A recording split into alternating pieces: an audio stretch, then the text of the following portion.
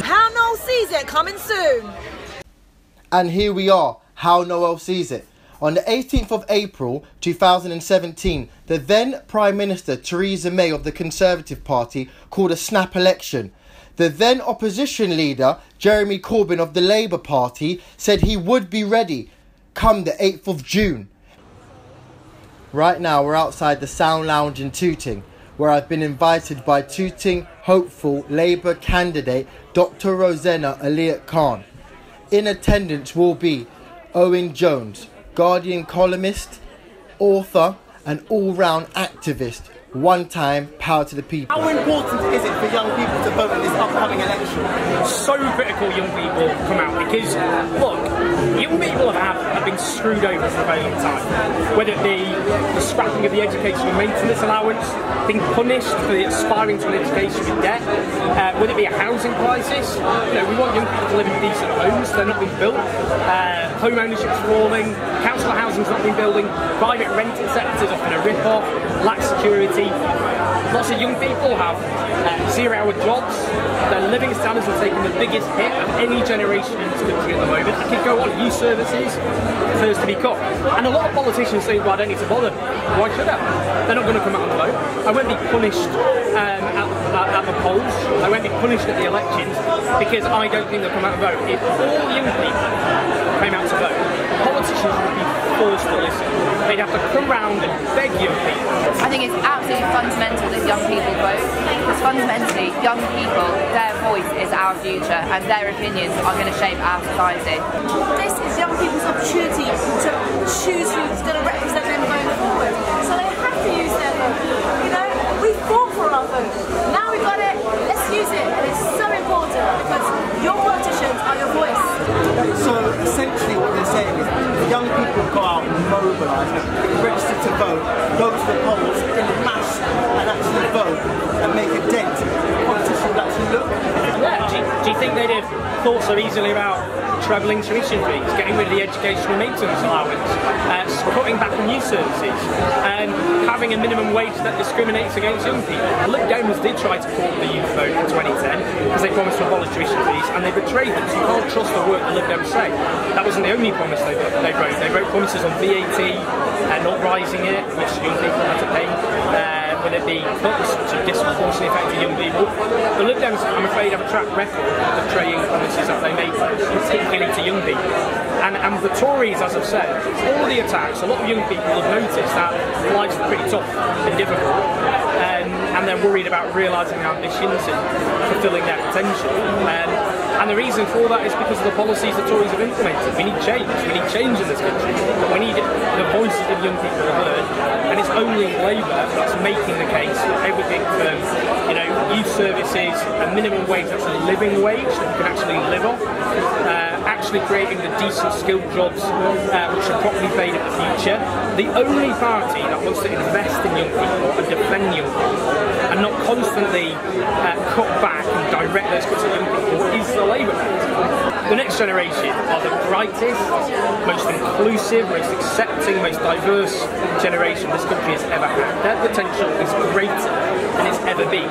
And which is why it's such a tragedy that politicians, the Tories, the Lib Dems before them attack that potential. See, I don't need to tell you that this election is one of the really big issues is Brexit, and Rosanna has stood up for the local people who she promised that she would fight the EU fight for, and she stood up and she voted against the triggering of Article 50. That's a really important message. Well, as you said, I've worked on our NHS front line for 10 years and everyone I know has used it. My mum and dad, my friends, my kids, and it's something that's important to absolutely every single one of us. And I am a trauma and A&E doctor, and I've seen our young people come in with gun crime, knife crime injuries. I've seen people come in that have had injuries at work. You know, it affects everybody. And fundamentally, our NHS has gone downhill with this government. They have robbed our NHS of much needed funds. I'll be straight up with you. I've had to make life and death decisions based on costs, and that is wrong on every level. And this Labour government is going to ensure that everybody gets the NHS that they deserve. Not a privatised version. This is people unable to get appointments and unable to get the care that their family and friends and themselves deserve. Mentally, Conservative government wants a government that for a few and not for the many.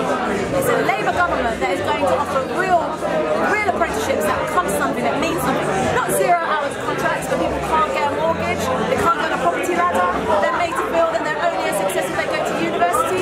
No, this Labour government is going to ensure that every single young person is valued. Every single young person is given the best possible start in life. It starts at school. This government has cut education budgets, yeah? There are not enough teachers in school.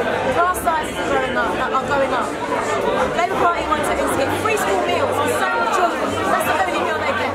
That then goes on to meaningful apprenticeships, opportunities for employment that lead to something, and training, and making sure that every young person fulfills their potential, whatever that potential may be. When it's an issue what you're passionate about, get involved in a single issue, whether it be racism, tax justice, workers' rights, you name it. If you work, join a union and stand up for your rights. If you're passionate about changing the future of the country, join a political party within reason, and actually go out there and fight for policies that will empower young people. We need to take to the streets when needs be. When young people are under attack, we've got to have young people's voices heard. And young people should have that confidence, because as I've said, we've never had a generation that is so intelligent, smart, inclusive, diverse, and determined, I think, to build a better future for them and for their country. So let's have those voices heard. Thank you very much. For a youth perspective and a perspective from the young Londoner, I've linked up with my boy David Vianich, one time for the Creator, one time for the Source, one time for Copper 90, and most of all, I brought him along so you lot can have a nice. But what's given you so much information on the powers that be? What's given you a reason to go out and seek this information? Because clearly, look, we've got a general election coming up, you're clearly going to vote, you're clearly in the know with stuff that's going on within politics and social life. You know, don't you think that's something that all young people should really be doing right now? Young people need to know more, and this is why it's essential we seek our own information. We don't take our sources just from newspapers, whether they're liberal or right-wing. Don't just take stuff from The Guardian and that's it, leftists, we know what we're doing. Don't just go to the right and be like Daily Mail and that's the truth. Both have agendas. We have to step out of this fucking circus we're in and start looking at stuff about why.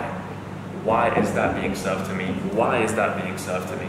And then make an opinion for yourself. Look at your circumstances, analyze your surroundings, and then you make a decision on how you want the society to run, or how you want to improve yourself to help others for the society to run. It's evident that we're in a very different age. Stuff is changing. I think it's exciting. You know, young people are creating. We're becoming more engaged, I feel, slowly. Unfortunately, it did take potentially Trump's and Theresa May's and Brexit's to get here, which is fine. I'm not angry at that. But it's good. It's good, you know. I hope at this election we'll see a spike of young people being engaged. My bro. Hey, love. Thank you for having me, man. Thanks for being there, man. I appreciate it. Bro, The Wall of Comedy has been able to reinvent the wheel as such, where it comes to investing in young people and built your own model on how to invest in those young people. You've got to be proud as well about that. You've got to be very proud of that. Please, just elaborate and just let people know the lengths that you felt you've had to go to get those people in the positions they can be. We felt a purpose in our careers because we were being starved from opportunity too. So it is that thing where, you know, because you're not being fed and you're hungry, you know, what drove us is because we were seeking opportunities and we weren't receiving them, so we thought, you know, why not be them? You know, be the opportunity and, you know, be the solution, man. And will you go to the polls? Will you vote? Will you vote? Yeah, I will. This is the first time I believe a person who is standing, evidently you're probably thinking Jeremy Corbyn, which it is.